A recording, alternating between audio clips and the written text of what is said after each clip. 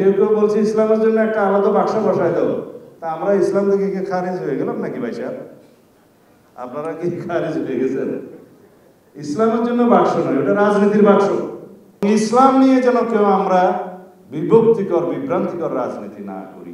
আজকের যে 2024 সালের জুলাই আগস্টের ছাত্র গণ অভ্যুত্থান, সেই রক্তের সিঁড়ি আপনারা নির্মাণ করেছেন। এই রক্তের সিঁড়ি বেয়ে 2024 হয়েছে।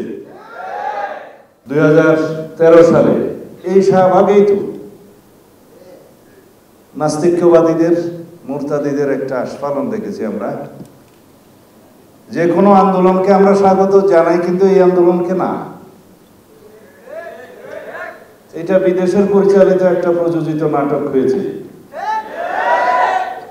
পরিচালনায় প্রযোজনায় সরকার বনাম একটি বিদেশি শক্তি।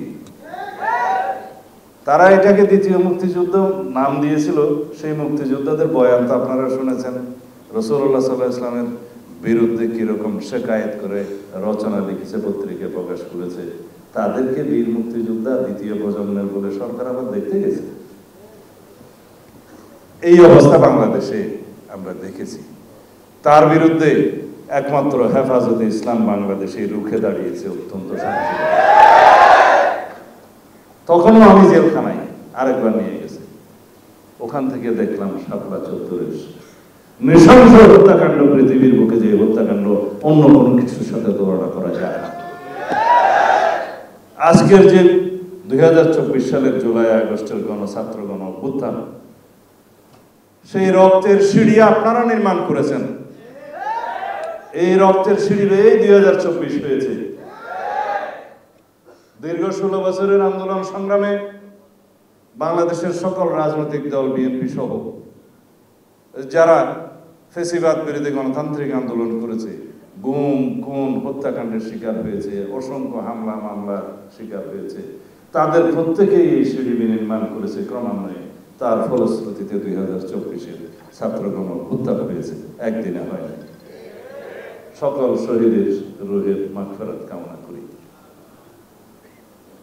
আপনাদের আগের এবং বর্তমান চাহিদা তো একটাই, দিন পহেলা দিন, তারপরে রাজনীতি। এখন আজকে বাংলাদেশে কিছু কিছু শক্তি দেখি।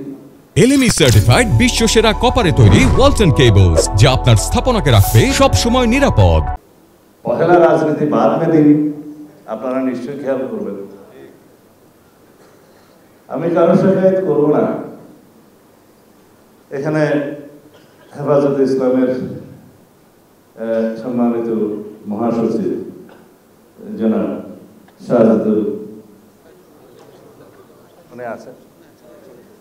রহমান সাহেব, আল্লামা শাহজাদুর রহমান সাহেব, তিনি বলে গিয়েছেন, কেউ কেউ আজকে দাবি করছে মসজিদ থেকে ইমামদেরকে বের করে দেব, এরকম কিছু কিছু বয়ান দিচ্ছে। তারা কারা?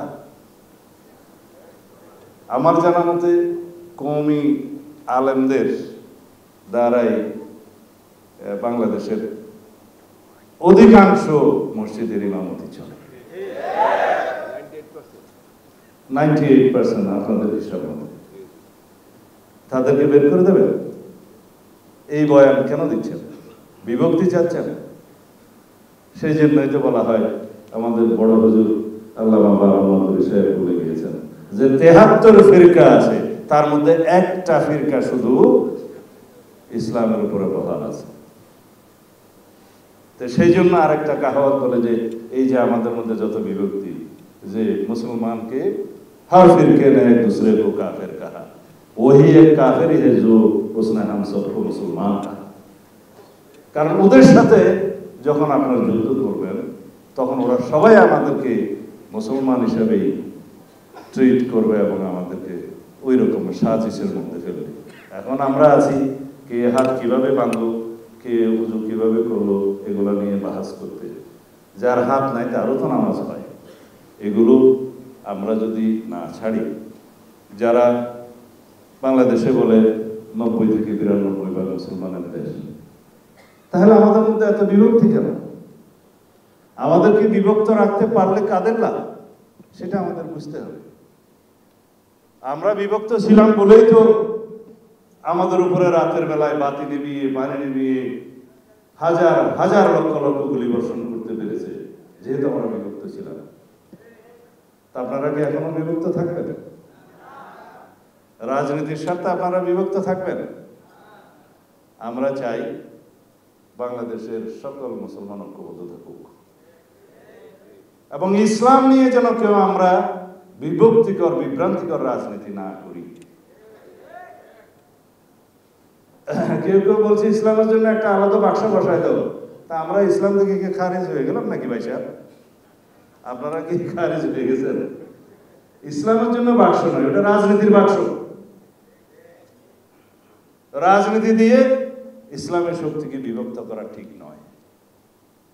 কেউ কেউ বলছে ইসলামের জন্য একটা আলাদা বাক্স করে দেখি। ভাই, ইসলাম কি একটা কোটা রাজনীতি নাকি রাজনৈতিক দল নাকি? আমরা হলাম সেই দল যে আলেমদের পরামর্শে শহীদ রাষ্ট্রপতি জিয়াউর রহমান সংবিধানের বিসমিল্লাহির রহমানির রহিম ধারণ করেছেন। আমরা সেই দল মহান আল্লাহর উপর আস্থা এবং বিশ্বাস রাষ্ট্র পরিচালনার মূলনীতি হিসেবে আমরা ধারণ করেছি। তো এইখানে আবার ইসলামের জন্য দোসরা বাক্স কোথায় গেলে? এইভাবে বিভক্তি করা তো ঠিক নয়।